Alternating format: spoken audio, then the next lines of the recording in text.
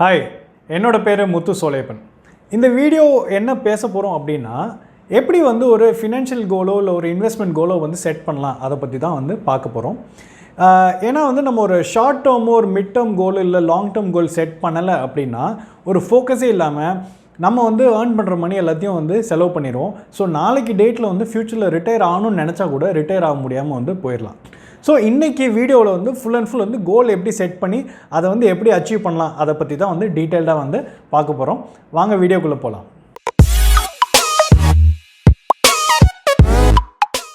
Why should you set financial goals?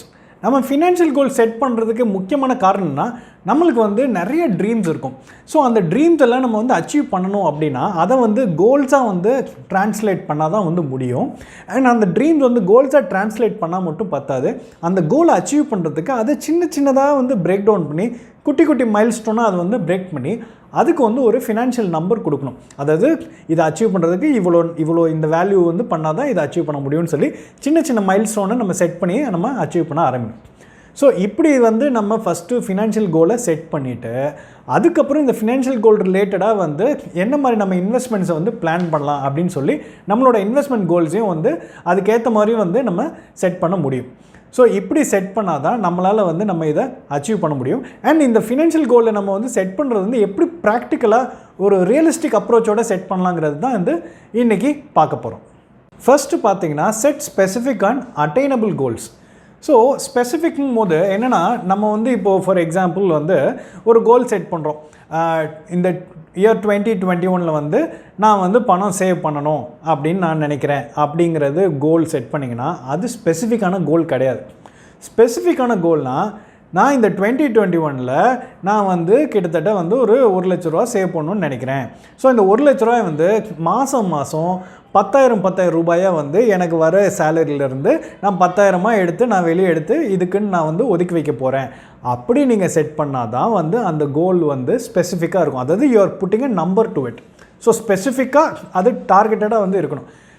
அப்புறம் வந்து பார்த்திங்கன்னா இதை இன்னும் ஈஸியாக அச்சீவ் பண்ணுறதுக்கு என்ன பண்ணலான்னு பார்த்தீங்கன்னா, இப்போ நம்மளோட கோல் வந்து அட்டைனபிளாக இருக்கணும். அதாவது நீங்கள் வந்து ஒரு 25,000 மாதத்துக்கு சம்பாதிக்கிறீங்க அப்படிங்கும்போது நீங்கள் வந்து அந்த 25,000 மாதம் சம்பாதிக்கல ஒரு 20% நீங்கள் சேவ் பண்ணணும்னு நினைக்கல, அது வந்து இட் இஸ் டூவபிள். ஒரு 5,000 ருபீஸ் வருதுன்னு வச்சுக்கோங்களேன், அது வந்து இட் இஸ் டூவபிள். இப்போ அதே 25,000 சம்பாதிக்கல நீங்கள் வந்து 50% நான் வந்து சேவ் பண்ண போகிறேன் அப்படின்னு சொல்லி 12,500 ருபீஸ் எடுத்து வச்சிங்கன்னா அப்போ உங்களோட மாத செலவு வந்து ரொம்ப டைட் ஆகிட்டே போயிடும். அண்ட் ஒரு பாயிண்ட் ஆஃப் டைமில் நீங்கள் அடிக்கடி உங்கள் சேவிங்ஸ் வந்து பணத்தை வெளியே எடுக்கிற மாதிரி ஆயிடும். ஸோ 20%ங்கிறது ஒரு அச்சீவபிள் கோலாக இருந்துச்சுன்னா அந்த 20ங்கிறது ஸ்லோவாக 25, 30 இப்படி கொஞ்சம் கொஞ்சமாக இன்க்ரீஸ் பண்ணலாம். அப்படியே ஸ்லோவாக எக்ஸ்பேண்ட் பண்ணி நம்ம சேவ் பண்ண ஆரம்பிக்கலாம். இது வந்து அட்டைனபிளாக இருக்கும். ஸோ கோல் வந்து ஃபஸ்ட்டு ஸ்பெசிஃபிக்காக இருக்கணும், வித் இதோட என்ன நம்பர்ஸோடு போட்டிருக்கணும், அது அட்டைனபிளாகவும் வந்து இருக்கணும். நெக்ஸ்ட்டு வந்து பார்த்திங்கன்னா setting a time frame. Time frame வந்து ரொம்ப இம்பார்ட்டன்ட். ஏன்னா நம்மளுக்கு வந்து ஒரு இந்த டைமில் ஆரம்பித்து இந்த டைமுக்குள்ளே இது பண்ணணும்னு வச்சா தான் அந்த கோல் வந்து நம்மளால் வந்து ட்ராக் பண்ணி அச்சீவ் பண்ண முடியும். அந்த டைம் பவுண்டாக இல்லைன்னு வச்சுக்கோங்களேன், அப்புறம் அந்த இது கோல் வந்து பார்த்திங்கன்னா அப்படியே ஜவ்வு மாதிரி இழுத்துக்கிட்டே போயிடும், நம்மளால் அந்த கோலை அச்சீவ் பண்ண முடியாது. ஸோ இப்போ டைம் ஃப்ரேம்னா என்ன சொல்கிறேன்னா, ஃபார் எக்ஸாம்பிள் உங்களுக்கு வந்து இப்படி கூட நீங்கள் கோல் செட் பண்ணலாம். இல்லை அதாவது வந்து நான் வந்து இந்த அடுத்த வந்து ஒரு 1 இயர்க்குள்ளே என்னோடய எமர்ஜென்சி ஃபண்டுக்கு தேவையான பணத்தை நான் சேர்த்து வச்சுருவேன் அப்படின்னு சொல்லிட்டிங்கன்னா so it is a 12 month. So அதுதான் வந்து time frame. So time frame இருக்கல உங்களுக்கு ஒரு கிளாரிட்டி கிடைக்கும். இப்போ அதே மாதிரி ஒரு லாங் டேர்ம் கோல் இருக்குன்னு வச்சுக்கோங்களேன். இந்த மாதிரி லாங் டேர்ம் கோல் என்ன, நான் இன்னும் ஒரு 30 வருஷத்தில் ரிட்டையர் ஆக போகிறேன். ஸோ அந்த ரிட்டையர் ஆகிறதுக்கு நான் 1 கோடி ரூபா நான் வந்து சேவிங்ஸை நான் எடுக்கிறதுக்கு இப்போ இருந்தே நான் வந்து பிளான் பண்ணி நான் சேர்த்து வைக்க போகிறேன் அப்படின்னா இது வந்து ஒரு டைம் பவுண்ட். இல்லை என்னோட சில்ட்ரன்ஸ் எஜுகேஷனுக்காக அடுத்த ஒரு 20 இயர்ஸில் நான் வந்து கிட்டத்தட்ட ஒரு 20 to 25 lakhs நான் வந்து பணம் சேர்த்து வைக்கணும். அப்போ தான் என் சில்ட்ரன்ஸுக்கு காலேஜ் எஜுகேஷன் ஹையர் எஜுகேஷனுக்கு ஃபண்ட் பண்ண முடியும் அப்படிங்கும்போது இது again time bound, long term goal. ஒரு மிட் டேர்ம் கோல் அப்படின்னா எப்படி இருக்கலாம், லைக் அடுத்த ஒரு 5 வருஷத்தில் வந்து நான் வந்து வீடு வாங்குறதுக்கு ஒரு 20 lakhs வந்து நான் டவுன் பேமெண்ட்டுக்கு நான் இன்னிலேருந்தே நான் வந்து பணம் சேர்த்து வைக்கணும். இல்லை ஒரு கார் வாங்குறதுக்கு நான் வந்து ஒரு 3 to 5 lakhs வந்து நான் டவுன் பேமெண்ட்டுக்கு நான் பணம் சேர்த்து வைக்கணும். இந்த மாதிரி வந்து நீங்கள் டைம் பவுண்டாக பண்ணிங்க அப்படின்னா உங்களுக்கு ஒரு கிளாரிட்டி கிடச்சி அதை அச்சீவ் பண்ணுறதுக்கு ஈஸியாக இருக்கும். ஏன்னா இந்த டைம் பவுண்டாக நீங்கள் செட் பண்ணல தான் உங்களுக்கு வந்து ஒரு டார்கெட் டேட் தெரியும், இந்த டேட்டுக்குள்ளே கட் ஆஃப் டேட்டில் நம்ம முடிச்சாகணும்னு தெரியும். ஸோ இந்த கட் ஆஃப் டேட்டுக்குள்ளே முடிச்சாகணும்னா நம்ம ரிவர்ஸில் பிளான் பண்ணலாம். ஓகே, இது கட் ஆஃப் டேட் இவ்வளோ இருக்குது அப்படின்னா இப்போ நம்ம இதுக்கு என்னென்ன தேவை அப்படின்னு சொல்லி ரிவர்ஸில் பிளான் பண்ணி அதை அச்சீவ் பண்ணுறதுக்கு ரொம்ப ஈஸியாக வந்து இருக்கும். மூணாவது வந்து பார்த்தீங்கன்னா take care of your loans and cover for risk. So இது என்னென்னா நம்ம வந்து முடிஞ்ச வரைக்கும் நம்ம கடன் தொல்லை இல்லாமல் இருந்தாலே பெரிய விஷயமா இருக்குது. ஸோ நம்ம பட் ஆனால் அது அவாய்ட் பண்ண முடியாது. நம்ம வந்து எல்லாருமே வந்து கடன் வாங்கி தான் நிறைய விஷயங்கள் பண்ண முடியும். ஒரு வீடு வாங்குறதோ இல்லை கார் வாங்குறதோ எல்லாமே வந்து கடன் வாங்கி ப்ராப்பராக கட்டிக்கிட்டே வரணும்னு நம்ம பிளான் பண்ணுறோம். பட் இந்த கடன் வாங்கினது வந்து கரெக்டாக டைமுக்கு கட்டிட்டு வந்தால் ஒன்றும் பிரச்சனை இல்லை, ஒன்றும் ப்ராப்ளம் கிடையாது. ஆனால் வந்து இது வந்து கரெக்டாக டைம் கட்ட முடியாமல் போகிறதுக்கு நிறைய விஷயங்கள் என்ன, நிறைய லைஃப்பில் அன்எக்ஸ்பெக்டட் இன்சிடென்ட்ஸ் நடக்குது. ஸோ ஒரு எமர்ஜென்சிக்கு உண்டான செலவு, ஒரு மெடிக்கல் எமர்ஜென்சிக்கு இல்லை ஒரு ஒரு ஒரு லைஃப் ரிலேட்டடாக இருக்கக்கூடிய ஒரு சில விஷயங்களுக்கு எப்பயாவது ஒரு இந்த மாதிரி வந்து ஏதாவது ஒரு விஷயங்கள் தப்பான ஒரு விஷயங்கள் நடக்கல என்ன ஆயிருதுன்னா நம்மளோட ரெகுலர் பிளான் எல்லாமே வந்து கொலாப்ஸ் ஆகி போயிடுது. அதனால நம்மளோட கோல் வந்து பல வருஷங்களுக்கு வந்து தள்ளி போயிடுது அச்சீவ் பண்ணுறது. ஸோ இதுக்கு நம்ம என்ன பண்ணலாம் அப்படின்னு பார்த்தீங்கன்னா அந்த ரிஸ்க்கை கவர் பண்ணுறது எப்படி பண்ணலாம் அப்படின்னு பார்க்கல நம்ம வந்து ப்ராப்பராக இன்சூர் பண்ணிக்கணும். நம்மளுக்கு வந்து என்ன மாதிரி மெடிக்கல் எமர்ஜென்சி வந்தால் நம்மளுக்கு மெடிக்கல் இன்சூரன்ஸ் நம்ம எடுத்து வச்சுக்கணும், நம்மளுக்கும் நம்ம ஃபேமிலிக்கும். அதே மாதிரி லைஃப் இன்சூரன்ஸ் எடுத்து வச்சுக்கணும். ஸோ தட் நாளைக்கு நம்ம இல்லைனா கூட நம்ம ஃபேமிலி வந்து சஃபர் ஆக மாட்டாங்க. இந்த மாதிரி அதே மாதிரி காருக்கு வந்து கார் இன்சூரன்ஸ் எடுத்து வச்சுக்கணும். இந்த மாதிரி நம்ம எங்கெங்கெல்லாம் நம்மளுக்கு வந்து டெட் வந்து அதிகமாக இருக்கோ அதை மேனேஜ் பண்ண முடியல, நம்ம அதே மாதிரி நிறைய ரிஸ்க் எக்ஸ்போஜர் இருக்குன்னா நம்ம இன்சூரன்ஸ் எடுத்து அதை கவர் பண்ணி வச்சுக்கினா தான் நம்மளோட ரெகுலர் ஆக்டிவிட்டீஸ் கரெக்டாக வந்து போயிட்டுருக்கும். நாலாவது வந்து அசைன் அப்ராப்ரியேட் இன்வெஸ்ட்மெண்ட்ஸ். இப்போ வந்து நம்ம வந்து ஒரு கோல் செட் பண்ணிட்டோம், இதுதான் நம்மளோட ஃபினான்ஷியல் கோலு அப்படின்னு சொல்லி செட் பண்ணால் மட்டும் போதாது. அதுக்கு ப்ராப்பராக அந்த இன்வெஸ்ட்மெண்ட்ஸை வந்து டைரக்ட் பண்ணி அதுக்கு வந்து சேனலைஸ் பண்ணி கொடுத்தா மட்டும்தான் அந்த கோலை வந்து அச்சீவ் பண்ண முடியும். நீங்கள் ஒரு கோல் செட் பண்ணிட்டீங்க, அதுக்கு பணம் போட்டால் தானே அந்த கோலை ஃபினான்ஷியல் கோலை அச்சீவ் பண்ண முடியும். அந்த இன்வெஸ்ட்மெண்ட்ஸ் போடலைன்னா எப்படி அச்சீவ் பண்ணுவீங்க?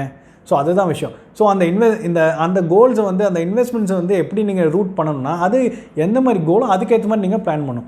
ஒரு லாங் டேர்ம் கோலாக இப்போ நீங்கள் வந்து ஒரு சைல்டு எஜுகேஷனாக இருக்கலாம், இல்லை வந்து சைல்டுக்கு உண்டான மேரேஜுக்காக நீங்கள் வந்து பணம் இப்போ இருந்தே சேர்த்து வைக்க ஆரம்பிக்கலாம், இல்லை உங்களோட கார் வாங்குறதுக்காக இருக்கலாம், வீடு வாங்குறதா இருக்கலாம், ப்ராப்பர்ட்டி வாங்குறதா இருக்கலாம். இந்த மாதிரி வந்து கோல்ஸுக்கு ஏற்ற மாதிரி நீங்கள் வந்து உங்களோட இன்வெஸ்ட்மெண்ட்ஸை வந்து சேனலைஸ் பண்ணணும். அந்த சேனலைஸ் பண்ணி கொண்டு வந்தால் மட்டும்தான் இதை அச்சீவ் பண்ண முடியும். அது நீங்கள் கரெக்டாக சேனலைஸ் பண்ணலன்னா இது கரெக்ட் வரைக்கும் கடைசி வரைக்கும் அச்சீவே பண்ண முடியாது. அது ட்ரீமாகவே தான் வந்து இருக்கும், அதை அச்சீவே பண்ண முடியாமல் கோலாக போயிடும். ரெண்டாவது, இதை அச்சீவ் பண்ணுறதுக்கு சிம்பிளான மெத்தட் வந்து பார்த்திங்கன்னா ஒரு சிஸ்டமேட்டிக் சிப்னு சொல்கிறாங்களே, சிஸ்டமேட்டிக் இன்வெஸ்ட்மெண்ட் பிளான். அந்த மாதிரி சிப்பில் வந்து நம்ம மியூச்சுவல் ஃபண்ட்ஸில் சிப்ஸில் போய் இன்வெஸ்ட் பண்ண ஆரம்பிக்கலாம். இது சிப்பில் இன்வெஸ்ட் பண்ண ஆரம்பிக்கல நம்மளுக்கு வந்து பெனிஃபிட், நம்மளால் வந்து கண்டினியூஸாக மாதம் ஒரு குறிப்பிட்ட அமௌண்ட்டு இன்வெஸ்ட் பண்ணிகிட்டே இருக்கிறதுனால நம்மளுக்கு இதனால ஒரு பெரிய பெனிஃபிட் இருக்குது. இந்த காஸ்ட் ஆவரேஜிங் சொல்லுவாங்க, ருப்பி காஸ்ட் ஆவரேஜிங் சொல்லுவாங்க. அது ருப்பி காஸ்ட் ஆவரேஜிங்னா என்னென்னா நீங்கள் வந்து பணம், அதாவது அந்த சிப்பில் இன்வெஸ்ட் பண்ணிகிட்டே இருக்கையில் அந்த டைமில் வந்து அதோட இது வேல்யூ வந்து அந்த ஷேரோட வேல்யூ வந்து கம்மியாக இருக்கையில் அதிகமான யூனிட்ஸ் நம்மளுக்கு அலாட் ஆகும். அதே மாதிரி வந்து அதோட வேல்யூ ஜாஸ்தி இருக்கையில் கம்மியான யூனிட்ஸ் அலாட் ஆகும். ஸோ ஓவராலாக வந்து பார்த்திங்கன்னா ஆவரேஜ் அவுட் ஆகி உங்களுக்கு நீங்கள் போடுற பணத்துக்கு ஆவரேஜாக வந்து உங்களோட இன்வெஸ்ட்மெண்ட்ஸ் கரெக்டாக ஸ்ட்ரக்சர்டாக வந்து போயிட்டுருக்கும். மூணாவது வந்து பார்த்திங்கன்னா இந்த சிப்பும் வந்து பார்த்திங்கன்னா ஸ்பெசிஃபிக்கான டாஸ்க்குக்கு ஸ்பெசிஃபிக்கான சிப்பை வந்து நீங்கள் போட ஆரம்பிச்சிடலாம். இப்போ உங்களுக்கு வந்து ஒரு ஷார்ட் டேர்ம் கோல் இருக்குது அப்படின்னா நீங்கள் வந்து ஒரு டெட் ஃபண்ட்ஸில் வந்து நீங்கள் வந்து சிப்பை வந்து ஸ்டார்ட் பண்ணலாம். இல்லை உங்களுக்கு மிட் டேர்ம் கோல்ஸ் இருக்குது அப்படின்னா அதுக்கு வந்து நீங்கள் வந்து பார்த்திங்கன்னா டிஃப்ரெண்ட் அசெட் கிளாஸில் வந்து நீங்கள் இன்வெஸ்ட் பண்ணலாம். அதே மாதிரி ஒரு லாங் டேர்ம் கோல் வச்சுருக்கீங்க அப்படின்னா நீங்கள் வந்து ஈக்விட்டிஸில் வந்து நீங்கள் வந்து சிப்பை வந்து ஸ்டார்ட் பண்ணலாம். ஸோ இந்த மாதிரி அந்தந்த விஷயத்துக்கு உண்டான சிப்பில் நம்ம கரெக்டாக டெடிகேட்டடாக ஃபண்ட்ஸ் அலோகேட் பண்ணிட்டோம்னா அது பாடு மாதம் வருஷ கணக்கில் போயிட்டே இருக்கும். இது மூலயமா நம்மளோட இன்வெஸ்ட்மெண்ட்ஸ் வந்து அலைன்டு டுவர்ட்ஸ் ஃபினான்ஷியல் கோலாக வந்து பண்ண முடியும்.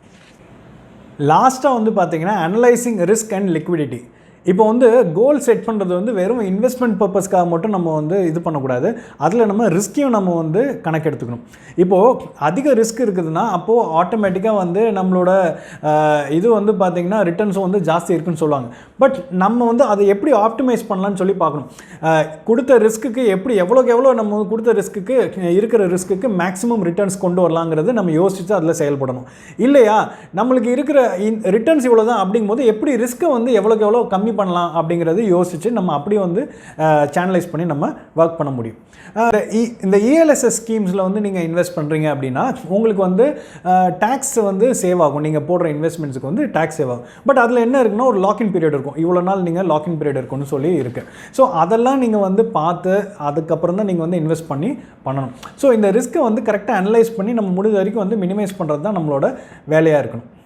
அது மட்டும் இல்லாமல் நீங்கள் ஒரு லாங் டேர்ம் கோல் வச்சுருக்கீங்க அப்படிங்கும்போது அப்போ நம்ம வந்து ஃபுல்லாகவே நம்ம ஃபண்ட்ஸ் எல்லாத்தையும் கொண்டு போய் ஒரு ஸ்மால் கேப் ஸ்டாக்ஸில் இல்லை ஹை வாலடைல் ஸ்டாக்ஸில் வந்து ஃபுல்லாக இன்வெஸ்ட் பண்ணோம் அப்படின்னா அது வந்து நம்மளுக்கு பெரிய இதுவாக இருக்கும், ரிஸ்கியான ஒரு ப்ரொபோசிஷனாக போயிடும். ஸோ அது எல்லாமே நம்ம இந்த மாதிரி ரிஸ்க்கை வந்து எப்படி நம்ம வந்து கண்ட்ரோல் பண்ண முடியும், இல்லை எப்படி இந்த இருக்கிற ரிஸ்க்கு மேக்ஸிமம் ரிட்டர்ன்ஸ் எடுக்க முடியும் நம்ம யோசிக்கலாம். ஸோ டு கன்க்ளூட், நம்ம ஃபினான்ஷியல் கோலை சக்ஸஸ் ஆக்கிறதுக்கு கண்டிப்பாக எவ்வளோக்கு எவ்வளோ ஸ்பெசிஃபிக்காக அந்த கோலை வந்து செட் பண்ணி அதை அச்சீவ் பண்ணுறதுக்கு தேவையான அட்டைனபிளான ஒரு ஸ்டெப்ஸ் எடுத்து அதை வந்து டைம் பவுண்ட் ஆக்கி நம்ம வந்து பேப்பரில் எழுதி பென் அண்ட் பேப்பர் எடுத்து எழுதி பிரேக்கப் போட்டு இதுதான் கோல், இதை வந்து இப்படி பிரேக்கப் பண்ணணும், இதை பிரேக்கப் பண்ணி இதுக்கு இவ்வளோ நம்பர்ஸ் அசோசியேட் பண்ணணும், இந்த நம்பர்ஸுக்கு இப்படி இன்வெஸ்ட்மெண்ட் பிளான் பண்ணணும், இதுக்கு இப்படிலாம் வந்து அலோகேஷன் பண்ணணும், சிப்ஸ் இதுக்குன்னு டார்கெட்டடாக சிப்ஸ் வந்து அலோகேட் பண்ணணும், இப்படிலாம் பண்ணி நம்ம இதை வந்து கரெக்டாக வந்து மானிட்டர் பண்ணிக்கிட்டே இருந்தோம் நம்ம வந்து கண்டிப்பாக அச்சீவ் பண்ண முடியும். அதை விட்டுட்டு ஐயோ கவர்மெண்ட்டு ஸ்டேபிளாக இல்லை, ஸ்டாக் மார்க்கெட் ஃப்ளக்சுவேட் ஆகிட்டே இருக்குது, எஃப்டிஐ அதிகமாகுது இல்லை கம்மியாகுது, இல்லை இன்ட்ரெஸ்ட் ரேட் ஏறுது இறங்குது, இதை பற்றிலாம் நம்ம வந்து ஒரி பண்ண தேவையில்லை. ஏன்னா அது நம்ம கண்ட்ரோலில் இல்லை. நம்ம கண்ட்ரோலில் என்ன இருக்குன்னா நம்ம செட் பண்ணுற ஃபினான்ஷியல் கோலு, நம்ம அதுக்கு நம்ம செட் பண்ணக்கூடிய இன்வெஸ்ட்மெண்ட் கோல்ஸ் தான் நம்ம கண்ட்ரோலில் இருக்குது. ஸோ அதை பற்றி மட்டும்தான் நம்ம வந்து கேர் எடுத்து நம்ம கரெக்டாக பண்ணோன்னா நம்ம ஈஸியாக அந்த ஃபினான்ஷியல் கோல்ஸை அச்சீவ் பண்ண முடியும்.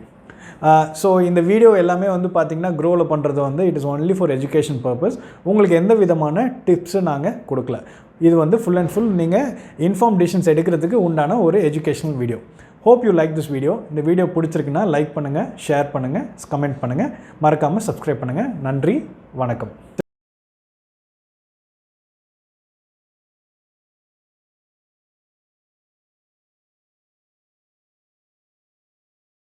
Investment in securities market are subject to market risks. Read all the related documents carefully before investing. Please read the risk disclosure documents carefully before investing in equity shares, derivatives, mutual fund, and or other instruments traded on the stock exchanges.